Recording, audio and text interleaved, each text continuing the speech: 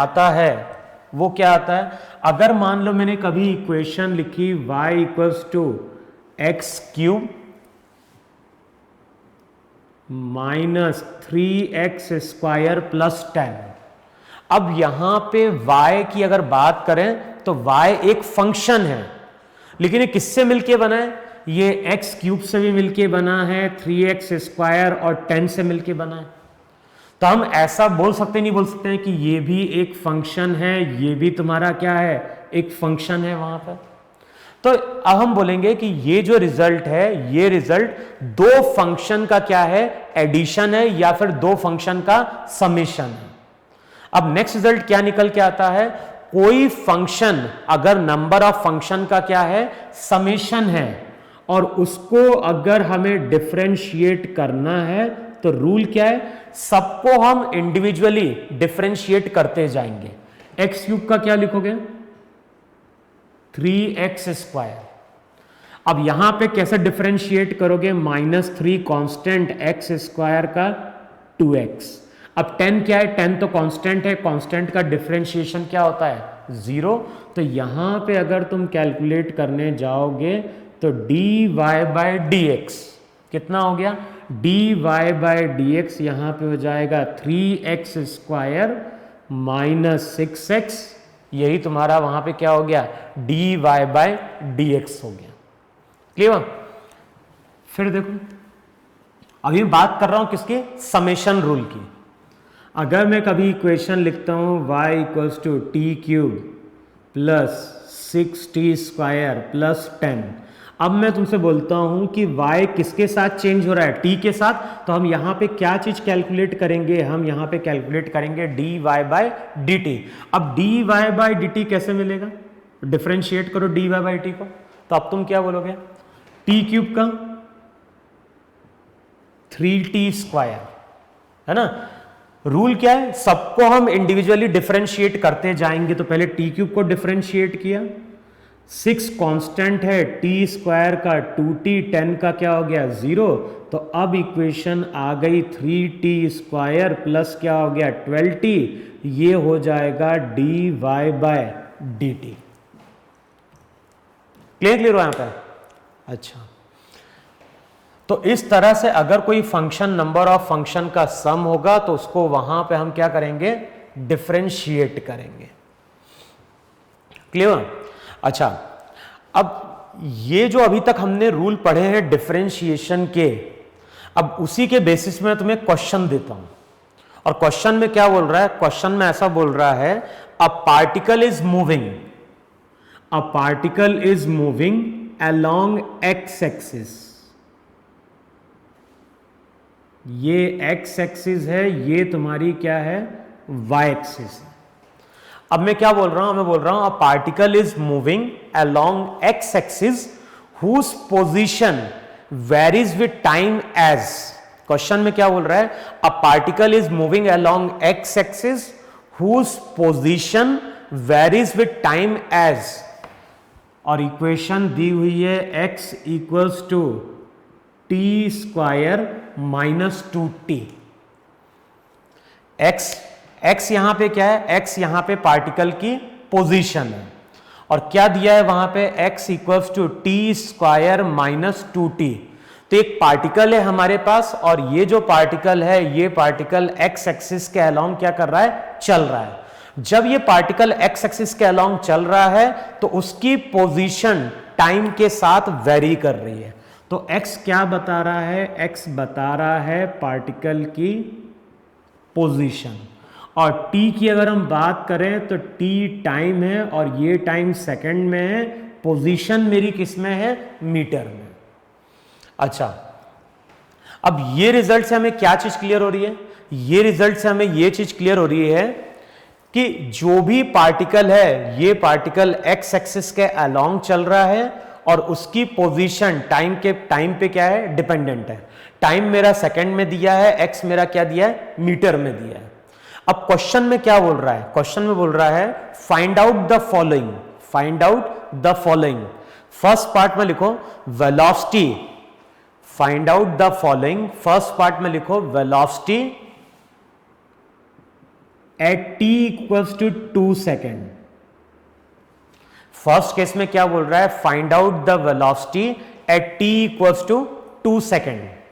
Second case में क्या बोल रहा है, सेकेंड केस में बोल रहा है find out the acceleration at t equals to 2 second. तो एक क्वेश्चन में क्या बोल रहा है, क्वेश्चन में बोल रहा है एक पार्टिकल है, पार्टिकल एक्स एक्सिस के अलोंग चल रहा है, उसकी पोजीशन टाइम के साथ वेरी कर रही है। अब हमें बोल रहा है कि find out the velocity and acceleration of the particle at t equals to 2 second. अब होता क्या है, अभी तक हमने वेलोसिटी और एक्सेलरेशन का कोई फॉर्मूला पढ़ा नहीं है, ये हम लोग पढ़ेंगे आगे काइनेमेटिक्स में। तो जब इस तरह के क्वेश्चन आते हैं डिफरेंशिएशन में अभी, तो वहां पे कुछ इंफॉर्मेशन गिवन होगी। तो यहां पे उसने दिया है, लिखो वहां पे गिवन, यानी ये इंफॉर्मेशन हमें क्या करनी है, यूज करनी है। अब क्या इंफॉर्मेशन दी गई है, इंफॉर्मेशन दी गई है कि जो भी वेलोसिटी होती है उसका फॉर्मूला फिजिक्स में होता है dx बाय dt, और एक्सेलरेशन का फॉर्मूला होता है dv बाय dt। और ध्यान ना, ये सब पढ़ेंगे हम किसमें, काइनेमेटिक्स में आगे।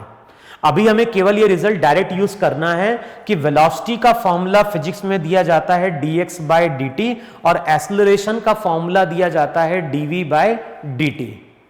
अब बताओ x क्या है, x पार्टिकल की पोजीशन है जो टाइम के साथ चेंज हो रही है। हमें कैलकुलेट क्या करना है, हमें फर्स्ट पार्ट में कैलकुलेट करना है वेलोसिटी।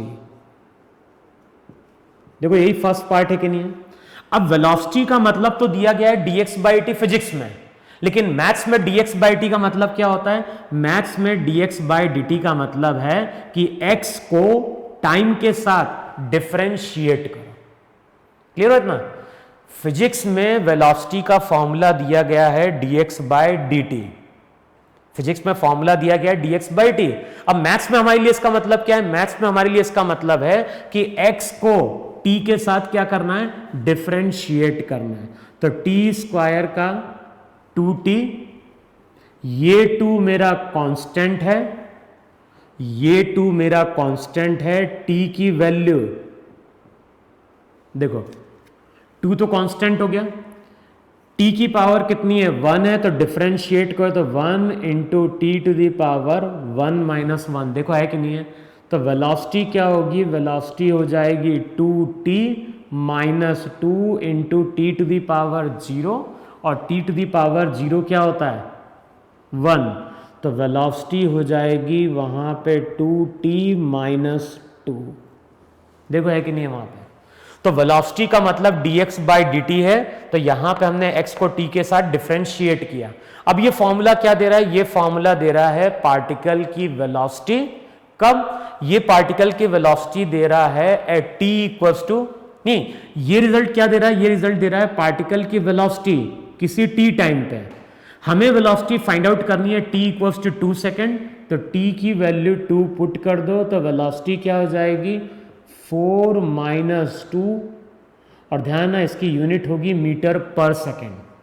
पोजीशन ले रहे हैं मीटर में, तो dx आएगा मीटर में, dt किस में, सेकेंड में, तो यूनिट क्या हो गई मीटर पर सेकेंड। अब देखो वेलोसिटी तो हमें मालूम है, इतना नोट डाउन कर लो इसको। अब मैं इसको रब कर रहा हूं। अब हमें वेलोसिटी दी हुई है, वेलोसिटी की इक्वेशन अभी हमने कितनी कैलकुलेट करी, वेलोसिटी की इक्वेशन दी 2t माइनस 2। ये क्या बता रहा है, ये बता रहा है पार्टिकल की velocity at any time t। अब मुझे कैलकुलेट क्या करना है, मुझे कैलकुलेट करना है पार्टिकल का एक्सेलरेशन, और एक्सेलरेशन क्या है dv बाय dt। जो भी पार्टिकल है, पार्टिकल का एक्सेलरेशन कितना दिया है, पार्टिकल का एक्सेलरेशन दिया है dv बाय dt। फिजिक्स में एक्सेलरेशन का मतलब dv बाई टी है, लेकिन मैथ्स में इसका मतलब क्या हुआ, मैथ्स में इसका मतलब हुआ कि वेलोसिटी को टाइम के साथ डिफरेंशिएट करो। तो ये v किस पे डिपेंड कर रहा है, ये v टाइम पे डिपेंड कर रहा है। dv बाय dt का मतलब होगा कि वेलोसिटी को टाइम के साथ डिफरेंशिएट करो। 2 तो कांस्टेंट है, t का डिफरेंशिएशन 1 अभी प्रूफ किया मैंने, और ये केवल कांस्टेंट है तो उसका हो गया 0। एक्सेलरेशन आएगा 2, अब इसकी यूनिट हो जाएगी मीटर पर second divide by second metre पर सेकेंड स्क्वायर। अब ये चीज हमें क्लियर हो रही है कि जो भी पार्टिकल है उसका एक्सेलरेशन कांस्टेंट है, यानी पार्टिकल का एक्सेलरेशन टाइम डिपेंडेंट है ही नहीं। हम किसी भी टाइम पे अगर पूछते हैं कि पार्टिकल का एक्सेलरेशन क्या है, तो पार्टिकल का एक्सेलरेशन 2 मीटर पर सेकेंड स्क्वायर है। तो जो भी पार्टिकल है, ये पार्टिकल मूव कर रहा है कांस्टेंट एक्सेलरेशन से। तो कई बार ये वर्ड भी यूज किया जाता है कि जो भी पार्टिकल है वो पार्टिकल मूव कर रहा है यूनिफॉर्म एक्सेलरेशन से। क्लियर है इतना? अच्छा, नेक्स्ट क्वेश्चन लिखो वहां पे।